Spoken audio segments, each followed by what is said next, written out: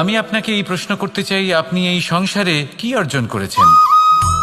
ধন, সম্পত্তি, বস্ত্র, আভূষণ, এই সবকিছু যে আপনি অর্জন করেছেন, আপনার মৃত্যুর পরে তা আপনার থেকে দূর হয়ে যাবে।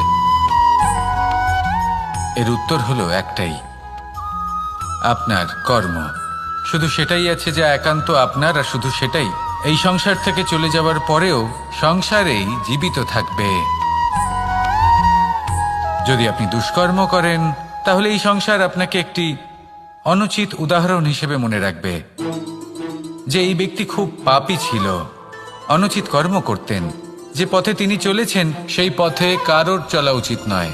সেখানেই যদি আপনি সৎকর্ম করেন, তাহলে সংসার চিরকাল এটাই বলবে যে খুব ভালো মানুষ ছিলেন, সবাইকে ভালোবাসতেন, সবাইকে সাহায্য করতেন, আমার খুব প্রিয় মানুষ ছিলেন। এটাই হলো শ্রেষ্ঠ কর্ম।